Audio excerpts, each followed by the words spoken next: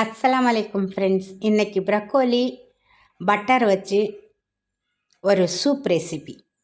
வாங்க அது எப்படி பண்ணலான்னு பார்க்கலாம். நான் ஒரு பாத்திரம் வச்சுருக்கேன். பாத்திரத்தில் ஒரு 50 கிராம் வெண்ணெய் ஊற்றிக்கலாம்.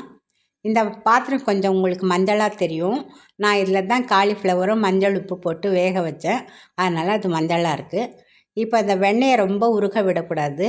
அதில் ஒரு கட்டி பூண்டு கட் பண்ணி குட்டி குட்டியாக நறுக்கியிருக்கேன். அதுவும் இஞ்சி 2 இன்ச்சு இஞ்சி அதுவும் குட்டி குட்டியாக நறுக்கியிருக்கேன். அதையும் சேர்த்து நல்லா இப்போ வெண்ணெயில் வதக்கி விட்டுக்கலாம். இப்போ பாருங்கள், பச்சை கேப்சிகம், சிகப்பு கேப்சிகம், ஸ்வீட் கேன், கேரட்டு, இந்த ப்ரக்கோலி, வெங்காயம் எல்லாத்தையும் சேர்த்து நம்ம இப்போ வதக்கி விட்டுக்கலாம். நல்லா வதக்கிடலாம். 3 பச்சை மிளகாய், அவ்வளோதான் இதுக்கு காரம். மேற்கொண்டு நம்ம மிளகு சேர்க்க போகிறோம், மிளகு தூள் சேர்ப்போம். இப்போ இதை நல்லா வெண்ணெயில் வாசனை வர அளவுக்கு வதக்கி விட்டுடலாம். மஞ்சத்தூள் மிளகாத்தூள் எதுவுமே இதில் சேர்க்க போகுது. சூப் ரெசிபி தானே. மிளகு, இந்த பச்சை மிளகாய் காரம் அதுவே போகிறோம். இப்போ உப்பு போட்டுக்கலாம். உப்பு சேர்த்து நல்லா கலந்து விட்டுடலாம். நல்லா கலந்தாச்சு. இது சுடு தண்ணி வச்சுருந்தேன் பக்கத்து அடுப்பில். இதை நமக்கு எவ்வளோ சூப் வேணுமோ அவ்வளோ நம்ம இதை சேர்த்துக்கலாம்.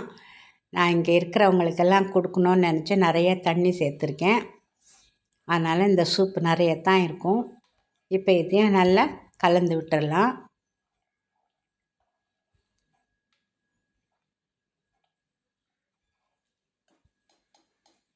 நல்லா கலந்தாச்சு. உப்பு சரியாக இருக்கான்னு பார்த்தா கொஞ்சம் கம்மியாக இருக்குது. நான் மறுபடியும் போட்டிருக்கேன். ஒரு மூடி போட்டு இதை நல்லா வேக வச்சிடலாம். பாருங்கள், நல்லா கொதிக்குது, எல்லாம் நல்லா வெந்திருக்கு. இதை ஒரு கிளறி விட்டுக்கலாம். இப்போ நான் பாதி ப்ரக்கோலியும் பாதி ஸ்வீட் கேனும் வேக வச்சது இப்போ மிக்ஸி ஜாரில் போட்டு கொரான்னு அரைச்சி வச்சுருக்கேன். இந்த விழுதை இதில் சேர்த்துக்கலாம். சேர்த்து இதை நல்லா அதில் கரைச்சி விட்டுறலாம். ரொம்ப ரொம்ப டேஸ்ட்டாக இருக்கும் இந்த சூப்பு. ரொம்ப ஹெல்த்தியான எல்லாமே நல்ல வெஜிடபிள் இருக்குது. மிக்ஸி ஜாரை கழுவி கொஞ்சம் தண்ணியும் சேர்த்துக்கலாம். இதை மறுபடியும் மூடி போட்டு நல்லா கொதிக்க விட்டுடலாம். எல்லா பச்சை வாசனையும் போயிடுச்சு. இப்போ நல்ல மணமாக வந்துடுச்சு.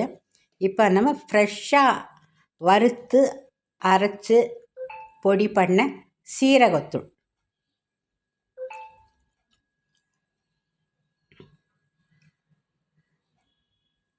மூணு ஸ்பூன் சேர்த்துருக்கேன். உங்களுக்கு சீரகத்தூள் ரொம்ப பிடிக்குன்னா நீங்கள் இன்னொரு ஸ்பூன் கூட சேர்த்துக்கலாம். இது பாருங்கள், இது 3 ஸ்பூன் கார்ன்ஃப்ளவர் மாவு கொஞ்சம் தண்ணி சேர்த்து நல்லா கரைச்சி இதில் விட்டுருக்கேன்.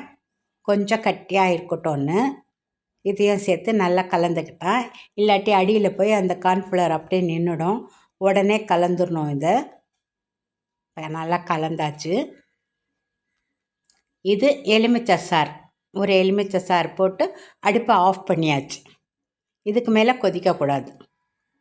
இப்போ நம்ம இதுவும் ஃப்ரெஷ்ஷாக அரைச்ச மிளகு பொடி தூவ போகிறோம். நல்லா வறுத்து பொடி பண்ணது மிளகு பொடி. இது நான் ஒரு 5 ஸ்பூன் போட்டிருக்கேன். உங்களுக்கு காரத்துக்கு தகுந்த மாதிரி போட்டுக்கோங்க. மிளகுத்தூள் எவ்வளோ சாப்பிட்டாலும் நல்லது தான். ஆனால் குழந்தைங்க ரொம்ப காரமாக இருந்தால் சாப்பிட மாட்டாங்க. அவங்களுக்கு கொஞ்சம் அளவாக போட்டு கொடுங்க. மேலே கொஞ்சம் கொத்தமல்லி தூவிக்கலாம். அவ்வளோதான் ஃப்ரெண்ட்ஸ். ஒரு அருமையான ப்ரொக்கோலி பட்டர் சூப் ரெடி ஆகிடுச்சி. பிடிச்சிருந்தா லைக் பண்ணுங்க, ஷேர் பண்ணுங்க, கமெண்ட்ஸ் பண்ணுங்க, பெல் பட்டன் அழுத்தி சப்ஸ்கிரைப் பண்ணுங்க. ட்ரை பண்ணுங்க. நன்றி, வணக்கம், அஸ்ஸலாமு அலைக்கும்.